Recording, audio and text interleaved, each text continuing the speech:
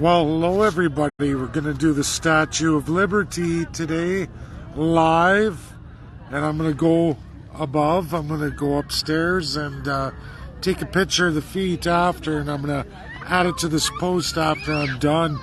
There's a lot of propaganda on the Statue of Liberty. Countries like India, Canada, accusations of satanic representations in the statue. And another goddess, a goddess in India that was wicked and satanic.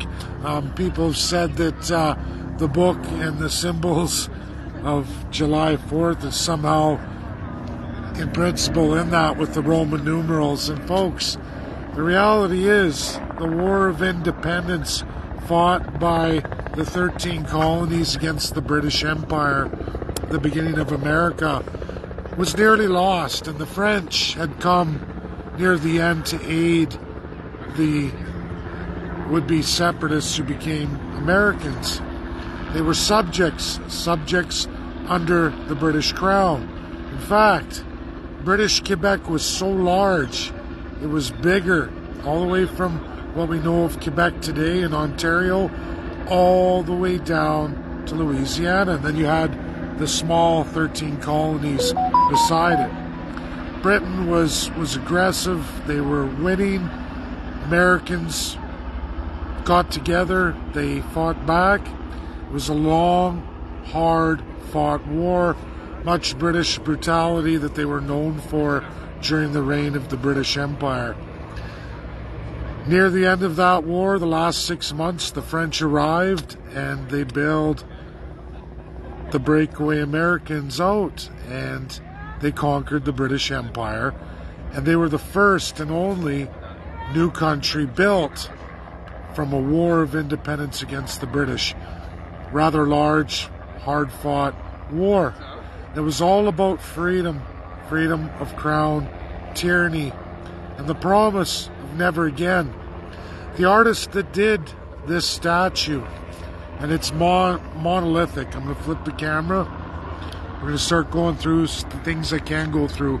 So if I could zoom in, you'd see people, tiny people, up on that top balcony just at the pedestal. And you'd see tiny heads in the windows, which are Lady Liberty's crown.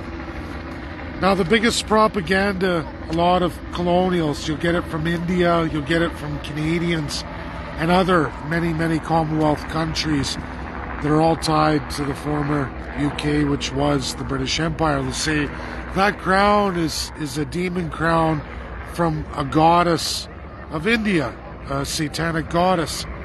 The problem is, folks, in all of that goddess's history, every single picture, there is not one with a thorn crown or a spike crown.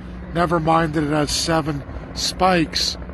What was the artist doing with the 7 spikes? Now, you can come here to the statue and you can read the history, but then there's the dig deep and big history.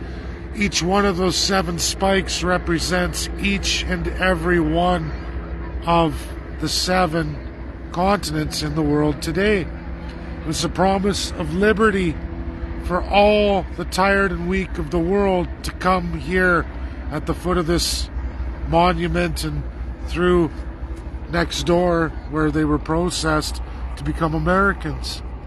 And the many fled Europe and the tyranny of the crown, and they came here as peasants, serfs, and absolute subjects to become free men and women. That's a fact. The torch does not represent the light of Satan. Anyone's saying that, it's the lightning. It's the lightning. And Satan is not represented by any kind of light. He's the eternal darkness. Depends, I guess, which religion you want to believe. But if you believe that America was found on anything but Christianity, well, sorry, it was found on Christianity. You can look at the history of France, too. French helped the Americans in the Revolution. The artist was contracted. New York paid.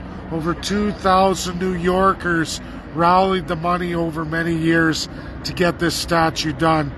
When I go up to the top, you can look down and you'll see the broken shackles and chains on the ankles of the feet, representing free people, no longer subjects.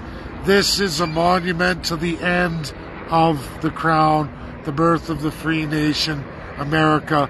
Clearly the book says July 4th. It's America's birthday. I don't know how anybody wouldn't get that or try to construe it to mean anything but American independence. But that's the reality of it, folks.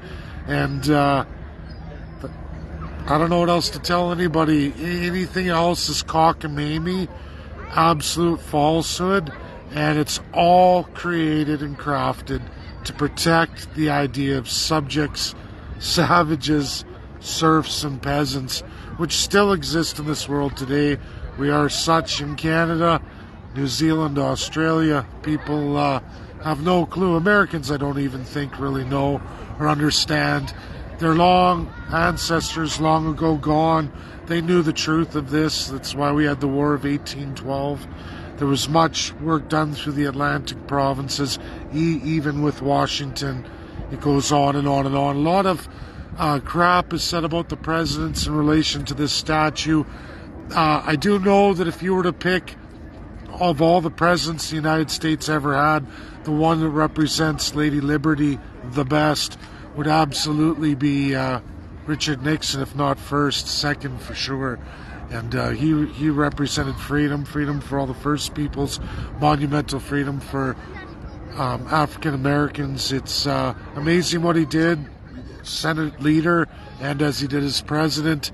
It's overshadowed, of course, by Watergate, but when you look at his civil rights accomplishments, something Canadians would know nothing about, but his civil rights accomplishments were massive. And I guess later today, between 5:30 and 6, we've got a leftist academic coming here. I think that's going to be private anyway. I can't get in, and I think they've set up for that, and they've already said no, everything's sold out. So I won't get there, but he's going to run down many presidents. If you guys could see, there's a lady waving down from the pedestal, and yeah, it's impressive. A lot of Canadians should learn the truth of America, what liberty really stands for, and what it's all about. Bring us you're tired, you're weak, you're hungry, you're hopeless, and you can pursue your happiness here as a free human being.